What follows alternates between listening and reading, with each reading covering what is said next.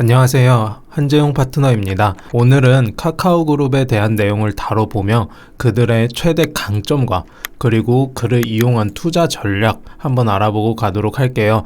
최근에 카카오그룹주의 주가는 정말 큰 폭으로 하락세를 가져갔어요. 카카오그룹주의 주가 하락세에는 시장의 조정도 원인이 되겠지만 카카오그룹을 향한 정부의 칼날 등 개별 악재가 너무나도 많았어요. 그런 만큼 힘드신 분들도 계실 거예요. 종목을 조금 위에서 잡으셔서 물려가지고 힘드신 분들도 계실 거고, 또 저렴해진 주가를 기회로 보고 계신 분들도 계실 텐데 본격적으로 내용 시작해 보도록 하겠습니다. 카카오그룹은 큰 논란이 두 개가 있었죠. 바로 이 스톡옵션과 이 문어발식 확장 논란인데요. 상장 이후에 임원진들이 스톡옵션을 활용해서 주식을 대량 매도를 계속하면서 본인들만의 이익을 추구한다는 논란이 있었고, 신뢰가 엄청나게 떨어졌습니다. 이게 하나의 악재였고요. 또 카카오그룹은 그야말로 본인들의 강점을 살려서 진출하지 않은 사업이 없었죠. 그리고 개별적으로 상장을 크게 했는데 이게 또 소상공인을 망친다는 의견과 함께 독점 체제로 넘어가는 것이 아니냐, 이런 의견도 많았고요. 그래서 이러한 쪼개기 상장에 대해서도 논란이 생겼었습니다. 둘 다 정치권에서 논의가 되는 문제이기 때문에 정부의 칼날이 이 카카오를 향하고 있다고 봐도 과언이 아니에요. 그리고 이 최근 주가 흐름 1월 20일 기준 일봉인데요. 이 주가 흐름을 보면 하락 추세가 강하게 형성되어 있는 것을 알 수가 있어요. 그리고 이 지난 6월 24일 고점 이후 주가가 계속해서 질질 흘러내리는 모습인데요.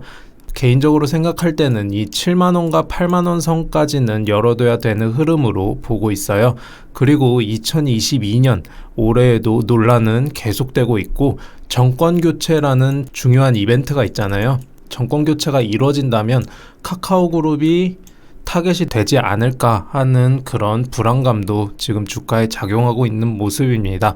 그래서 이렇게 중요한 이슈를 앞두고 있는 만큼 단기적인 흐름을 보고 접근하기보다는 조금 중장기적으로 모아가는 게 좋아 보여요. 자, 이렇게 악재가 공존하는 상황임에도 불구하고 카카오그룹을 제가 중장기적으로 모아가자 그렇게 말씀드리는 이유가 있어요. 카카오그룹의 이 강점에 대해서 한번 생각을 해보면 좋을 것 같은데요.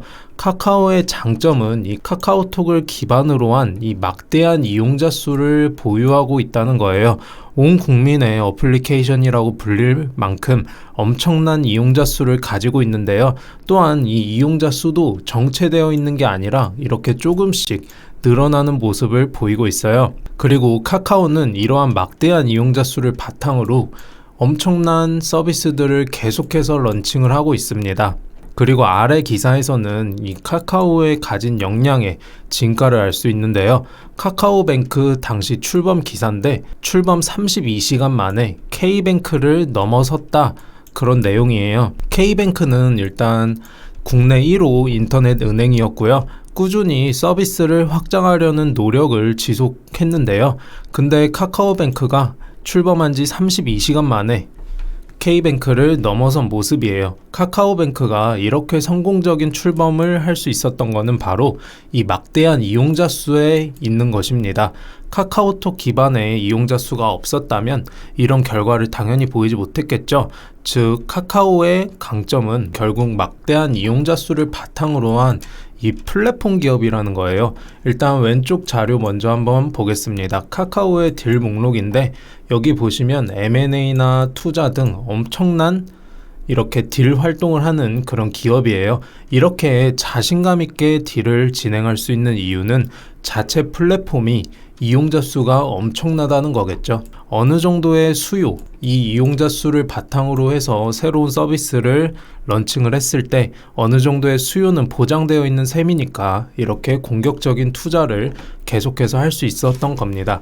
그리고 카카오와 같은 플랫폼 기업의 우호적인 환경이 지속되고 있어요. 바로 이 구독경제 시장이 막대하게 계속해서 성장세를 가져가고 있다는 건데요. 구독 경제가 부각받는 이유는 기업들의 핵심 가치가 이전에는 대량 생산 체제 중심이었잖아요. 근데 최근에 이 다품종 소량 생산 체제로 넘어갔습니다. 이 체제로 넘어가면서 기업들의 가치도 이 소비자 중심으로 가치가 변했고요. 그래서 이 온라인 플랫폼이나 빅데이터를 기반으로 한 맞춤형 서비스가 부각받고 있는 상황이고, 이에 사용자들은 매달 일정 금액을 내고 본인에게 맞는 상품이나 서비스를 제공받는 것이죠. 구독을 하면 소비자들은 제품을 고르는데 시간을 절약을 할 수가 있고, 그리고 이 판매자 입장에서는 구독이 정기적으로 결제가 되는 시스템이잖아요. 판매자는 정기적으로 수입을 얻으니까 안정적인 성장이 가능하다는 겁니다. 그래서 이 구독 경제가 엄청나게 부각받고 있다, 이 사실 하나 체크해 두시면 좋을 것 같아요. 자, 그리고 여기서 카카오의 강점이 하나가 더 나와요. 일단 한국인이 자주 사용하는 앱, 이 통계를 한번 보면 우리나라 사람들이 가장 많이 사용하는 어플리케이션이 바로 이 카카오톡입니다. 국내에서 독보적인 이용자를 가진 그런 플랫폼이라고 볼 수가 있는 거죠. 이용자 수도 이렇게 많고 우리나라에서 가장 많이 사용되고 있으니까 우리나라 국민에 대해서 가장 잘 아는 기업이 어딜까요? 바로 카카오겠죠. 가끔 가다가 내가 포털 사이트에 뭐 예를 들어서 삼겹살을 검색했다고 예를 들어볼게요. 그러면 삼겹살이란 단어를 검색한 순간부터 배너 광고나 뭐 여러 가지 광고에 삼겹살에 대한 광고가 등장합니다. 이런 경험 다들 한 번씩은 있으실 텐데요. 이게 뭐냐면 바로 빅데이터를 활용한 맞춤형 광고인데요. 소비자 중심 시대에 이런 시스템이 더욱 각광을 받을 수밖에 없겠죠. 그래서 이렇게 글로벌 빅데이터 시장 규모도 엄청나게 커지고 있는 상황이에요. 그만큼 이 빅데이터에 대한 중요도가 엄청나게 올라가고 있다, 그렇게 보시면 될 것 같아요. 일단 우리나라에 좋은 플랫폼이 참 많습니다. 하지만 이 카카오만큼 우리 국민에 대한 빅데이터를 가지고 있는 기업은 아마 없지 않을까, 그렇게 생각을 해요. 이 얘기는 어찌 보면 당연한 얘기겠죠. 자, 우리나라의 경우 특히나 이 데이터가 진짜 중요한 나라예요. 오른쪽 자료를 먼저 볼게요. 우리나라의 온라인 거래 매출 규모는 세계 5위권입니다. 인구가 적은 나라인데도 불구하고 진짜 매출의 규모가 엄청나게 큰 거 알 수가 있죠. 그리고 전 세계의 온라인 거래 비중이 한 14% 정도 된다면 우리나라의 경우 25%예요. 즉 온라인 거래가 상당히 활성화가 되어 있다는 것이죠. 여기까지 알아두시고 이 왼쪽 자료 살펴보겠습니다. 마이데이터 산업이라고 혹시 들어보셨나요? 신용정보법 개정 이후에 뭐 토스나 이런 어플에서 개인의 신용정보를 한 번에 파악을 할 수가 있게 되었어요. 그리고 흩어져 있는 개인 신용정보를 한 번에 확인해서 분석을 한 다음에 이렇게 맞춤형 금융상품을 제공을 해줍니다. 이 시장은 결국 온라인 쇼핑 시장에도 적용되는 얘긴데요. 이 데이터를 기반으로 한 개인의 성향 그리고 기호를 파악한 이후에 개인에게 맞춤형 정보를 제공을 해줘요. 그러면 이 시장은 결국 성장하는 구독 경제 시장과도 맞물리는 요소이기 때문에 상당히 중요하다고 보는 거예요. 이 시장에서 카카오의 경쟁력은 압도적이라고 생각을 해요. 그 이유는 계속해서 말씀드리지만 우리나라의 이용자가 상당히 많기 때문입니다. 자, 그리고 이 이용자가 많다는 강점을 활용하면 이 메타버스에 진출해서 엄청난 성과를 가져갈 수 있을 것으로 보고 있어요. 카카오는 이미 넵튠이라는 기업이 있어요. 넵튠이라는 기업을 통해서 메타버스 사업을 적극적으로 진행을 하고 있는 상황인데요. 이 사업에서도 큰 성과가 도출이 될 수 있다는 거예요. 로블록스라고 다들 아시죠? 로블록스가 왜 세계에서 제일 잘 나가는 메타버스 플랫폼인 줄 아시나요? 바로 이 이용자가 엄청 많다는 겁니다. 이용자가 계속해서 증가하는 것을 알 수가 있죠. 이렇게 이용자가 꾸준히 증가해주고 있기 때문에 이 기업이 세계에서 제일 잘 나가는 메타버스 플랫폼이 된 거예요. 그러면 카카오톡 기반의 많은 이용자를 가진 이 카카오가 본격적으로 메타버스 플랫폼을 런칭한다면 결국 이용자 수가 중요한 만큼 어느 정도의 경쟁력을 가져갈 수가 있겠죠. 시너지 효과가 창출이 가능하다는 것이고, 그리고 이 왼쪽 자료를 한번 보시면 메타버스 핵심 구성 요소입니다. 메타버스 핵심 구성 요소 한번 살펴볼게요. 하드웨어, 콘텐츠, 페이먼트 시스템 이렇게 다양하게 있습니다. 이 중에서 카카오가 지금 못하는 것은 몇 개 없다고 봐요. 컨텐츠야 뭐 카카오 게임즈 그리고 웹툰 페이지 등등 다양하게 있고, 그리고 페이먼트 시스템은 뭐 카카오페이도 있고요. 본래 하던 사업과 메타버스 핵심 구성 요소와 접점이 상당히 많은 기업입니다. 그래서 이 시너지 효과를 더욱 메타버스 플랫폼에서 창출이 가능하다는 것이죠. 여기까지 카카오의 전망에 대해서 한번 알아봤고요. 단기적으로 이 악재를 소화 중에 있지만 결국 이 막대한 이용자를 바탕으로 다시 일어날 수밖에 없는 게 카카오 그룹이라고 생각을 해요. 자, 그러면 일단 우리가 카카오 그룹에 투자를 하기로 마음을 정했다면 단기적으로 과매도 구간이기에 반등을 충분히 노려볼 수는 있지만, 계속 말씀드렸던 것처럼 단기적인 관점보다는 조금 긴 호흡을 가진 중장기적 관점이 더욱 유리하다고 봐요. 일단 앞서 카카오그룹의 경쟁력에 대해서는 충분히 설명해드렸으니까 그 부분을 참고해 주시면 좋겠고, 다시 한번 뭐 간단하게 정리해서 말씀드리면, 카카오그룹은 그들이 가진 압도적인 플랫폼의 이용자 수에 이런 타 플랫폼보다 더욱 경쟁력을 가져갈 수 있는 기업으로 보고 있어요. 그래서 메타버스 등 신사업 진출 시에도 이 점이 유리하게 작용할 수 있을 것으로 보고 있고요. 하지만 단기적인 투자 환경은 녹록지 않다고 봐요. 일단 2022년 미국 연준의 금리 인상이 예정이 되어 있죠. 연간 한 3회에서 4회 정도 금리 인상이 이루어질 것으로 보고 있는데, 금리가 오른다는 것은 결국 이런 성장주 종목들에게는 우호적이지 않은 투자 환경이 될 거예요.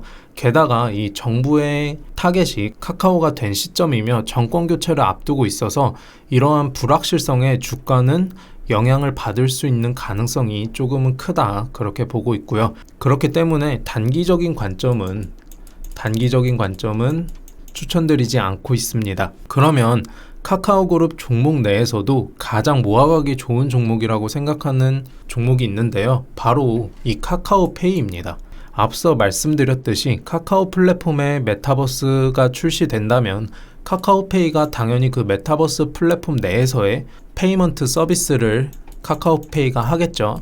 근데 중요한 점은 카카오페이의 이번 4분기 실적이 적자가 예상된다는 겁니다. 주식 보상 비용이 발생해서 이 적자가 확대될 전망인데요. 간편결제 확대를 비롯한 탑라인 성장에 2022년부터는 이렇게 빠르게 회복세를 가져갈 것으로 보고 있어요. 실적 호전세를 크게 가져갈 종목이 중요한 이유는 이 금리 인상기에서 실적이 좋아져야 살아남을 수 있기 때문이에요. 주가도 물론 최근에 악재로 많이 떨어진 상황이고, 그래서 중장기적으로 모아가기 좋은 위치라고 보고 있고, 최근 잇따른 악재로 할인이 크게 들어간 상황이라고 보고 있어서 카카오페이를 가장 좋게 보고 있고요. 일단 카카오그룹 같은 경우에는 계속해서 말씀드리지만 단기적인 관점에서 접근하는 종목은 아니라고 봅니다. 단기적인 관점에서 물론 접근을 해서 수익을 볼 수가 있겠죠. 최근에 워낙 많이 떨어졌기 때문에 이런 과매도 구간에서의 자율적인 기술적 반등, 그런 거는 충분히 노려볼 만한 상황이긴 하지만, 아무래도 리스크 측면에서 보면은 단기적인 관점보다는 중장기적인 관점에서 조금 접근하셔야 되지 않을까, 그렇게 생각을 해요. 오늘 제가 준비한 내용은 여기까지예요. 오늘은 이 카카오그룹에 대한 투자 전략을 한번 생각을 해봤는데요. 많은 분들이 도움을 받으셨으면 좋겠고, 영상 내용이 도움이 됐다고 생각하시면 좋아요와 라이브 경제TV 구독도 한 번씩 눌러주시고, 이 밖에도 세부적인 카카오그룹주들 투자 전략 및 이런 정확한 매수 타점, 기술적인 반등이 올 만한 이런 매수 타점에 대해서 알고 싶으신 분들은 이 번호로 투자놀이 또는 한재웅이라고 문자 보내주세요. 요새 시장이 진짜 많이 어렵습니다. 이런 시장일수록 확실한 정보만이 시장에서 여러분들을 살아남을 수 있게 해줄 겁니다. 여러 정보에 대해서 상세하게 공부하면서 확실한 투자를 하고 싶으신 분들도 이 번호로 편하게 문자 남겨주세요. 시청해주셔서 감사드리며 다음 영상에서 더욱 유익한 정보로 찾아뵙도록 하겠습니다. 감사합니다.